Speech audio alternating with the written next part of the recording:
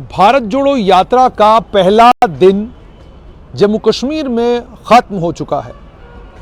ये लखनपुर का वही टोल प्लाज़ा है जिस टोल प्लाज़ा पर 5 अगस्त 2019 से पहले गाड़ियां रुका करती थी और जो टोल प्लाज़ा जम्मू कश्मीर के बॉर्डर पर स्थित है। यहाँ जम्मू कश्मीर का बॉर्डर है और बॉर्डर के ठीक साथ में जहाँ पर महाराजा गुलाब सिंह की प्रतिमा है, उस प्रतिमा के नीचे यहीं पर स्टेज सजा था और यहीं से कांग्रेस नेता राहुल गांधी ने भाषण किया। लेकिन पूरे दिन क्या घटनाक्रम हुआ, उस घटनाक्रम को सुनना और समझना बहुत ज्यादा जरूरी है। कलई खोल के रख देता है वो कांग्रेस के आंतरिक मतभेदों की। पार्टी के हालात खराब हैं। पार्टी के नेता पार्टी को छोड़कर दाएं बाएं वाली पार्टियों में गए हैं और कुछ एक नेताओं ने पिछले दिनों गुलाम नबी आजाद का दामन थामा और कुछ एक नेता थोड़े दिनों के बाद गुलाम नबी आजाद का दामन छोड़कर वापस कांग्रेस में शामिल हो गए। इस स्टेज पर वो नेता बैठे जरूर थे, लेकिन इस स्टेज पर कांग्रेस के नेतृत्व ने उन नेताओं में से किसी भी नेता का नाम उस समय नहीं लिया जब राहुल गांधी स्टेज पर बैठे हुए थे। उसके बाद सुबह एक और तमाशा देखने को यहां पर मिला। वो आप देख सकते हैं, सामने बड़े बड़े पोस्टर लगे हैं। पोस्टर में विकार रसूल भी हैं, रमन भल्ला भी हैं, प्रणव सलगोत्रा भी हैं और उसके अलावा एक और नेता है कांग्रेस के और राहुल गांधी हैं। और सबसे हैरान करने वाली बात यह है कि कांग्रेस के अध्यक्ष मल्लिकार्जुन खड़गे की छोटी सी फोटो इसके बीच में मैं आपको दिखाना चाहूंगा। यहां पर अगर आप नजर दौड़ाएंगे तो पहले सोनिया गांधी मिलेंगी, उसके बाद आपको मनमोहन सिंह मिलेंगे, फिर मल्लिकार्जुन खड़गे, फिर प्रियंका गांधी, फिर के वेणुगोपाल, उसके बाद फिर कांग्रेस की जो जम्मू कश्मीर की इंचार्ज हैं रजनी पाटिल, फिर रमन भल्ला, फिर गुलाम अहमद मीर, तारिक हमीद करा और उसके बाद एक और नेता। जम्मू कश्मीर में आज हुआ क्या, घटनाक्रम यह हुआ जब सबसे राहुल गांधी यहां पर पहुंचे, उनका स्वागत किया गया। स्वागत करने के बाद राहुल गांधी स्टेज पर बैठे और पहले कांग्रेस के अध्यक्ष, जम्मू कश्मीर प्रदेश कांग्रेस कमेटी के अध्यक्ष विकार रसूल ने भाषण दिया। उनके भाषण के बाद विकार रसूल ने जब अपनी बात खत्म की, उनकी बात खत्म होने के बाद नेशनल कॉन्फ्रेंस के नेता और अध्यक्ष डॉक्टर फारूक अब्दुल्ला ने भाषण दिया और उसके बाद आई राहुल गांधी की बारी। राहुल गांधी का भाषण वही जो लगातार वो भारत जोड़ो यात्रा में अलग अलग प्रदेशों में भाषण दे रहे हैं। भाषण वही, बातचीत वही, टेक्स्ट वही, सब टेक्स्ट वही। उसमें सिर्फ एक बदलाव कि मैं अपने घर वापस आया हूं, मैं अपने घर वापस आया हूं। इसका मतलब वो कश्मीर की ओर इशारा कर रहे थे, क्योंकि पंडित जवाहरलाल नेहरू को लेकर यह बताया जाता है कि वो जम्मू कश्मीर के रहने वाले थे। तो राहुल गांधी ने कहा, मैं जम्मू कश्मीर वापस आया हूं, मैं अपने घर वापस आया हूं, मैं यहां के लोगों की पीड़ा, यहां के लोगों का दुख दर्द समझता हूं, मुझे उसकी पूरी पूरी समझ है। यानी जम्मू कश्मीर के मुद्दे, आप जो ही जम्मू कश्मीर के बॉर्डर को क्रॉस करके यहां आते हैं तो आपको पता चलता है कि राज्य से केंद्र शासित प्रदेश बन गया जम्मू कश्मीर। राहुल गांधी ने उसके बारे में कोई बात नहीं की। 370 जिसे संविधान के अंदर अनुच्छेद बनाकर संविधान का हिस्सा बनाया था पंडित जवाहरलाल नेहरू ने, देश के पहले प्रधानमंत्री ने, उसको लेकर खामोशी। जम्मू कश्मीर में चुनाव नहीं हो रहे हैं, उस पर कोई बात नहीं। जम्मू कश्मीर में भूमि को लेकर लोग आज परेशान हैं, उसको लेकर कोई बात नहीं। जम्मू कश्मीर में डेली वेजरों का क्या मुद्दा है, उसको लेकर कोई बात नहीं। रहबरे खेल, रहबरे जंगलात, यानी साफ तौर पर यह कि जो होमवर्क भारतीय जनता पार्टी करके किसी एक क्षेत्र में जाती है, ऐसा लगता है वो होमवर्क राहुल गांधी ने किया नहीं या नेताओं ने उनको बताया नहीं।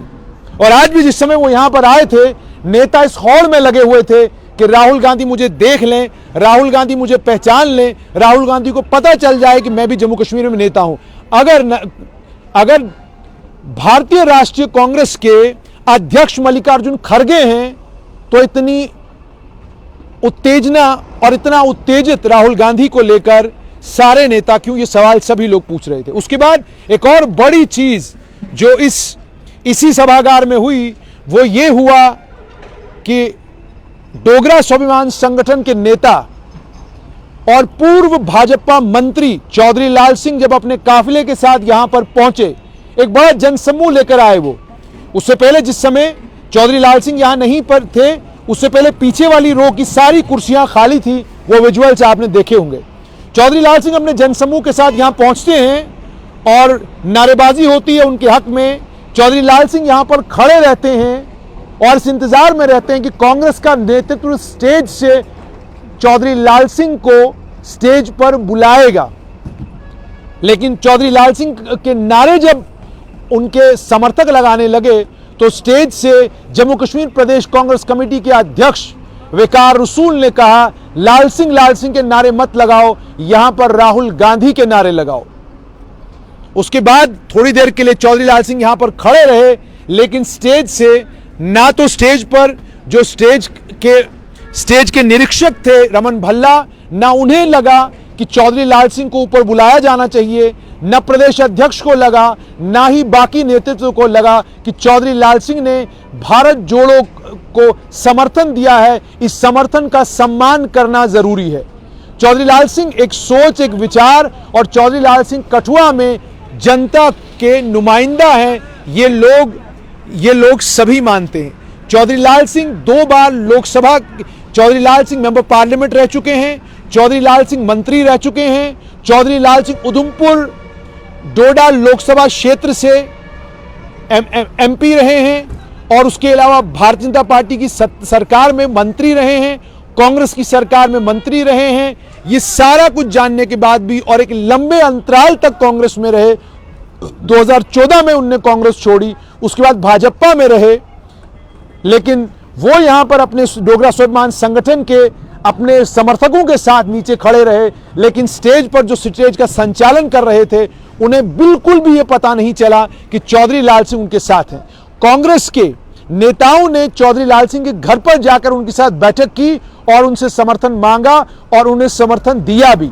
लेकिन उसके बाद जब चौधरी लाल सिंह यहां पर पहुंचे तो कांग्रेस के आंतरिक, जैसे मैंने आपको कहा, पार्टी के अंदर विरोधाभास, पार्टी के अंदर जो मतभेद हैं और पार्टी जिस तरीके से अपने साथियों को, जिस तरीके से जो लोग पार्टी को समर्थन देते हैं, जो व्यवहार अलग अलग राज्यों में किया है लालू प्रसाद यादव के साथ, 2009 में लोकसभा के चुनाव जीतने के बाद लालू दूसरी बार मंत्री नहीं बने और लालू का वो बयान सबको याद होगा। उन्होंने कहा, ये दिल्ली है, यहां पर आप कुछ लेकर आओगे तो ही आपका सम्मान होगा, यदि आप कुछ लेकर नहीं आते तो यहां आपको कोई नहीं पूछता।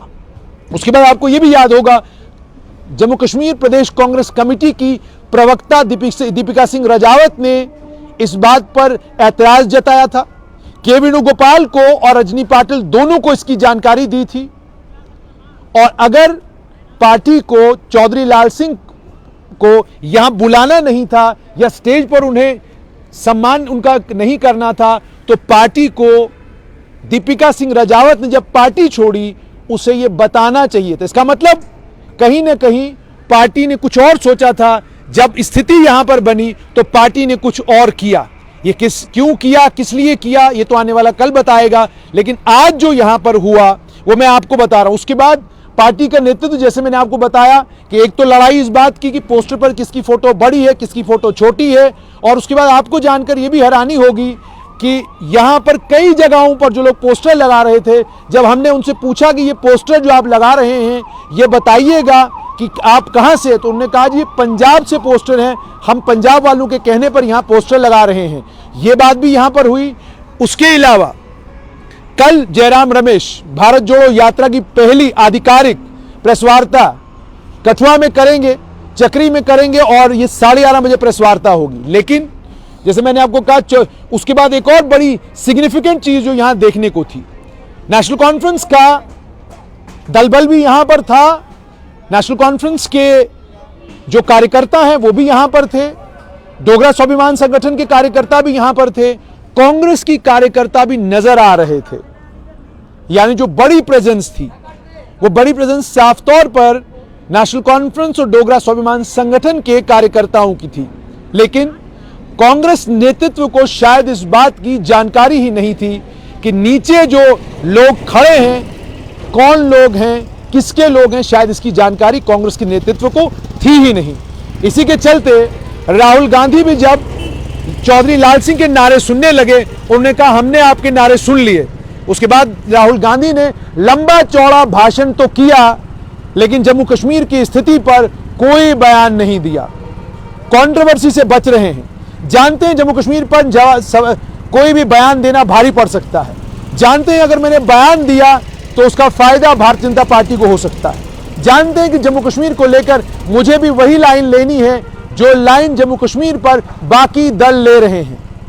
वरना आज पहला दिन था, शायद राहुल गांधी जिस समय यहां पर भाषण करते, 370 की बात करते, लोग सुनना चाहते थे। पूर्ण राज्य के दर्जे की बात करते, लोग सुनना चाहते थे।